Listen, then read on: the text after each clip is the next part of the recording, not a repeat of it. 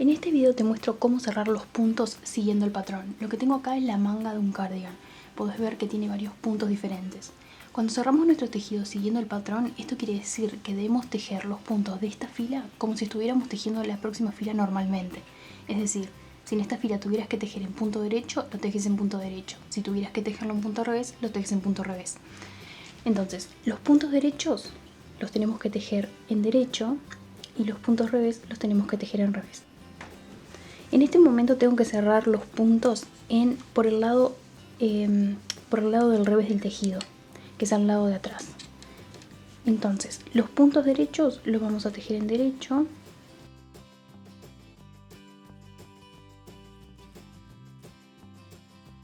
Y los puntos revés los vamos a tejer en revés. De esta forma, tomamos el primero que tejimos y lo pasamos por encima del último. Hacemos lo mismo con el otro. Si es en punto derecho, lo tejemos en derecho.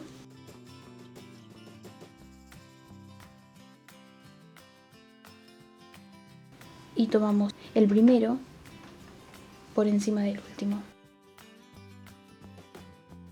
El próximo también es un punto derecho, así que lo tejemos en derecho. Y pasamos el primero por encima del último. Nuevamente tejemos el próximo, que es un punto derecho, lo tejemos en derecho y pasamos el primero que tejimos por encima del último. En este momento tenemos un punto revés, así que lo vamos a tejer en revés. Y pasamos el primero por encima del último.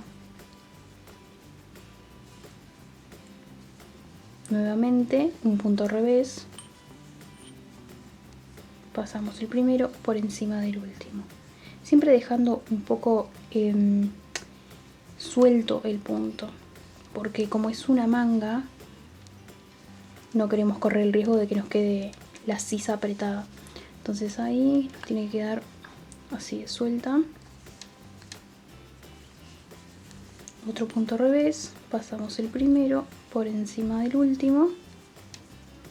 Luego el próximo es un punto derecho, así que pasamos el hilo para atrás y tejemos este en derecho. Y tomamos el primero por encima del último. Y hacemos lo mismo con el resto de los puntos.